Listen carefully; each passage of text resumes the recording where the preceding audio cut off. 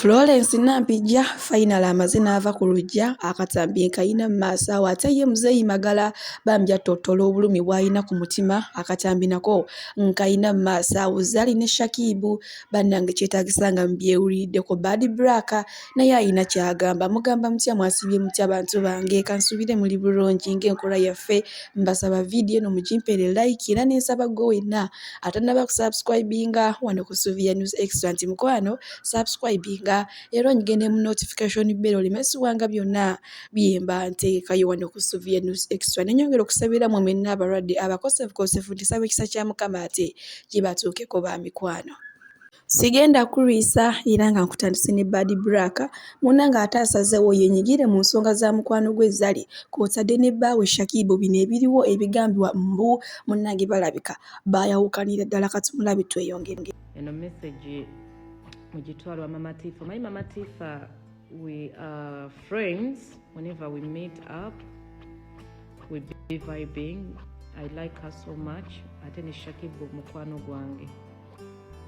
Mama Tifa, if this is true, you break up with Shakibu, that is the best decision you have ever done for yourself, darling. I know going through breakup si changu, because you both you own or you have memories. I think that is the best decision. You're so beautiful. Actually, cameras, they don't give you justice. Mama Tifa, ole mukazi mulungi nnyo in personal. Oyina skin, oyina lips, oyina smile, oyina figure. Thousands of men, they would want you than this Shakibu. It doesn't matter if the video nkadde oba mpya, but the steps you did already ebintu ebyo biswaza. And I'm so happy that you did that decision and you kept quiet. Kati Shakibu, I don't understand your goal. Otryingako kuswaza Mama Tifa, otryingako kulaga ki. Can you calm down, Shakibu, my brother? Soko kakane. Nza senga gwe senga ne media soka nenjeka, because how could you? Mama Tifa was giving you following, influencing. Tifa abadde akupostinga buli wamu nakuwa follow. How could you wake up in the morning n'otandika okola obulango and advert emitwalo 10 with that big plan gye yakugabira? Were you so desperate? Kubanga nanga akalango Bibadde bigambo bya Badblack munnange ng'ataagezaako okubuulirira mukwano gwe Zari kw'otadde ne boyfriend we oba omwami we Shakibu Lutaaya bwe nkozaako eno ewa Florence Nampijja maaso awo nina akatambi munnange omwami Magala ng'amwekokkola naye ate katusooke tuve emikolo munnange olw'okusaba kw'abangi Florence Nampijja okuzeegira ove ku luggya ofumbirwa ddi otulaga ddi omusajja munnaye ng'asirise teyeenyigenye omanyi bagamba ow'amaanyi ye tayogera wabula akozesa bikolwa munnange mbadde mpita ayita nga sigwa ku mikolo gya Florence Nampijja munnange ono ye teyayagadde kwerabisa ky'olina omanya bintu byabadde eri munda nga byankukutu nnyo nnyo ndowooza munnange teyayagadde kwerabisa nga w'omanyi embeera za Florence Nampijja omanyi ye ebintu bye byonna abikwata mpola mpola naye nga bambi tukwagaliza birungi tukwagaliza bisinga ate n'omuhusband wo eddogo mu mikolo gye liri omugole ali eyo njagala otwale bye nkugamba eddogo mu mikolo gye liri kyemmanyi osobola okwewuunya n'ogamba ekisoboka kitya ng'abantu b'empise ku mikolo bonna mikwano gyange abanjagala si we kiri mukwano eddogo mu mikolo gye liri tugenderere nnyo ebirabo bino bye tufuna ku mikolo tugenderere nnyo right now ngenda bagamba true story just happened recently now one of my clients gwe twakolerako omukolo emabega namusinkana nga nvudde ku shoot nga nali maze okuba shoot ne tufunako we tutuula twamukolera emikolo gyali esatu twakola okukyala ne tukola okwanya ne tukola n'embaga.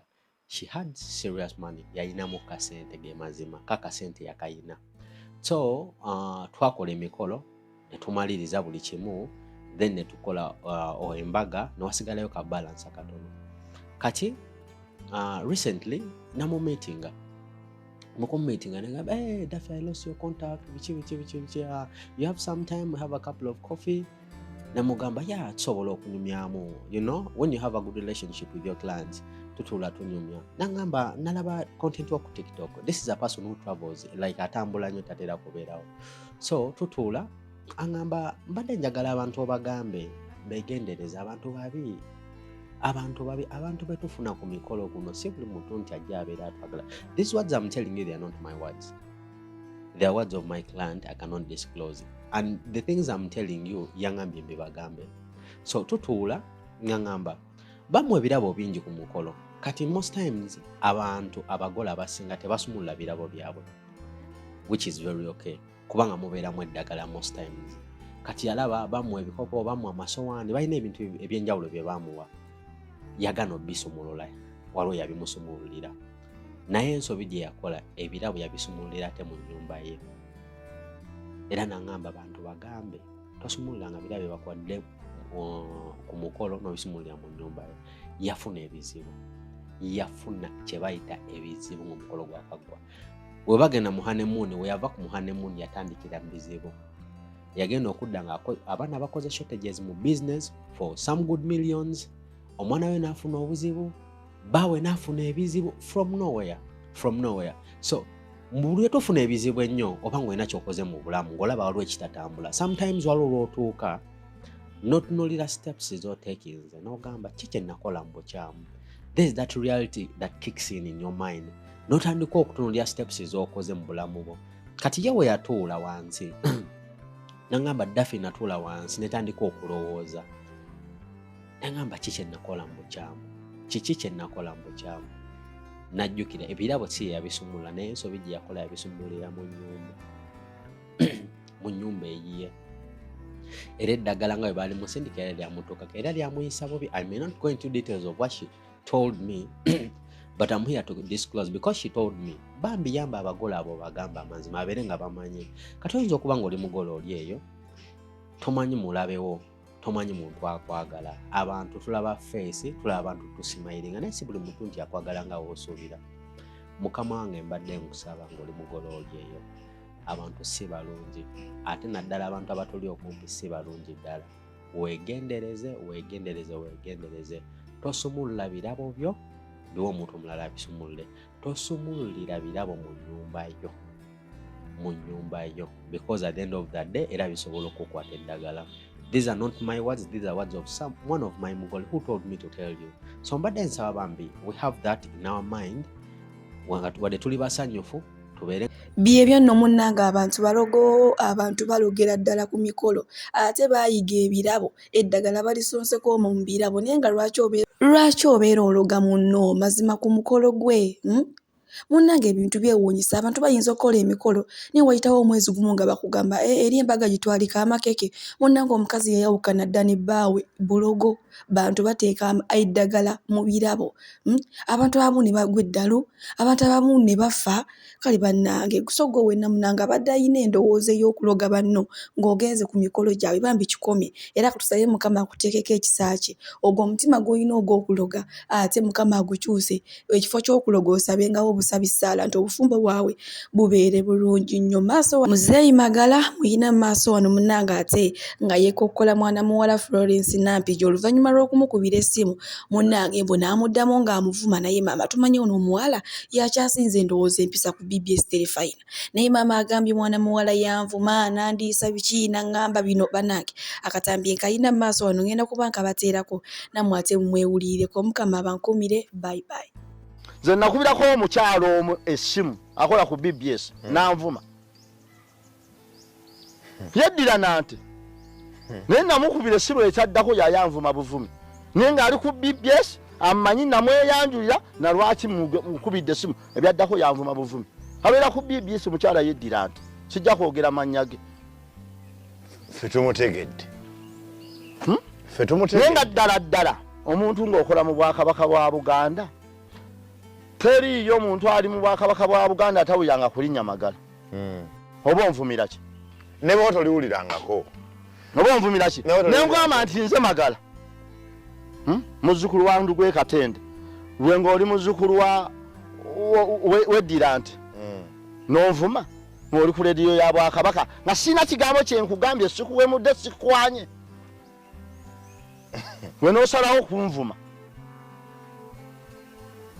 kati then awo tuddawa kati yo Buganda ekituufu ye ekimanyi kuba eri institution osinga nze era institution osinga ffe era ekwatibwako nnyo ku mbeera eyo n'okusinga ffe kuba ekituufu kiveeyo nze nga Magala sifuna mu Buganda nze Buganda enfunamu anti kyogamba kyekufunamu nze ndaba kitono naawe ogambye ekufunamu kubanga oweza omuwendo gwayo gw'Abaganda abangi ali nze nsobola okuwawana ekizibu nenga nti olwo Obwakabaka bujje bunyambe nga obadde tolina kyobuyamba era tebakujjukira naye bw'obanga ovaano n'osanga wali nga Banankole basamba n'Abaganda omupiira nsambira mu ttiimu y'Abaganda ne bwe tosambye owogganira eno mu Baganda gwe mugaso gwange era yo yenfunamu okusinga nze kyenjifunamu okitegedde naye era ekufunamu ogifunamu naawe ngisinga gifunamu ki yakuterawo TV yakuterawo radio kati TV zonna z'oyogera ze baateekawo ffe twaziteekawo nze kankugambe nga 13 ogwe 10 214 nasolooza ettafaali ya milioni 14 ze nali ndikulira wano kati nze wawe ngifuniramu pulesa alina ekimuli emabega ekyamaanyi kuba ojja n'ogamba kituufu avumye Kabaka gavumenti netovaayo n'omukulembeze w'eggwanga yamugasseeko naye yamuvumiddeko era ebigambo byawemula oli lwakuba ate ku mukulembeze si bibi nnyo nga byatwalaganya teriyo kintu kyonna kisobola kuba kitono ng'okyogera ku mukulembeze w'eggwanga okitegeera kiringa muntu akugamba nti ayagala Kabaka ng'asobola ovuma Katikkiro oyo munsi naye taliiyo omuntu avuma Nnaabagereka aba avuma butereevu Kabaka naye bajja n'akulimba Nnaabagereka gwe tutaagala nze Kabaka simulina ovume gwasula naye ng'ongamba omuwaana Katikkiro gwe saagala ng'ovuma eyamulonda kakati abantu abaggulirawa abo bapulesa be bantu abasooka okuvuma Bakatikkiro be basooka okuvuma Bannaabagereka n'okwata n'essanga lya Mbogo n'omuvuma gwe nga tovuma Kabaka kireza kize kikula bukuzi kakituuse abakizimba gwe abavuma Bakatikkiro n'Abagereka ssanga lya Mbogo gwe musingi gwe bazimba ati onaakomerera eyo bisobola okuba bikolebwa Muganda kakati nze kankugamba ebigambo bino ensi Buganda erimu Abaganda 5 Abaganda 5 Omuganda Ggere Omuganda Wawu Omuganda Kaswa bamenyere nga bubanyonyola Omuganda Ggere Omuganda Kaswa Omuganda Wawu Omuganda Nakabala ati obuzaabuza osose nti Omuganda alinozaako anti otegedde Omuganda Omuganda Ggere Omuganda Kaswa Omuganda Nakabala n'Omuganda Wawu kati be batya nti bannyonnyole kale nze ndi Muganda atya yenze Omuganda Wawu n'aba atya yo yawabula ku ggwanga lye eyewawulako eggwanga lyafuuka lino eyali Omunalwanda naga nti nze nfuuse Omuganda ne Dirente era nze Gatongole oyo ye Wawu aba yewawulako erirye ate Ggere ebigere bye byajja gye bimujja ne bimuleeta wano naye musokoola gye byamusokoola mu Bugisu naggukira wano oyo aba Muganda Ggere ate Kaswa Omuganda Kaswa be battiranga abaami enswa nze ndi Muganda n'akaswa kali nze nkatte battiranga abaami nswa nga gwe mulimu kati then Omuganda yataliiko ebyo Muganda Nakabala ye yakabalanga mmimbi z'abaami n'afuukira awo nze ndi Muganda Nakabala nze nkabala wa Mami Gundi ne nkabala ne wa Mami Gundi kati be Baganda 5 lwaki nze simanyi Muganda ki abipikamu ayinza oba Ggere oba Kaswa oba Nakabala oba Wawu oba Omuganda. Aha. Naye Obuganda obulimi bwafuna ku Bwakabaka si kyangu. Abatera obufuna baba Baganda ggere. Be batera okuba abangu mu ekyo. Ne bannakabala Bakaswa abo bawawu. Naliko nze sijja kukyekwekerera. Nali ndabyeko abantu abatuukirira omuntu nga bamupikamu bigambo olw'okuba yalina omuzindaalo nga bamupikamu bigambo ategeeze ensi eno nti Kabaka Mwenda Mutebi ali ku Namulondo mu bukyamu. Era n'enjiri eyo naye n'agireeta ewange n'aginsomesa bulungi ne mutunulira bwe nti ne mugamba nkubuulire muganda wange ebyo si byange. Nze mmanyi Kabaka Mwenda Mutebi siina nawe mbiraza sibyetaaga. Naye era ngenda mugoberera mulimu olumu lwe mulaba ng'asuulayokko. Kati omanyi lwaki yayogera? Abaabimugamba ne gwe baabigamba bagamba omuntu atamanyi Bwakabaka bwa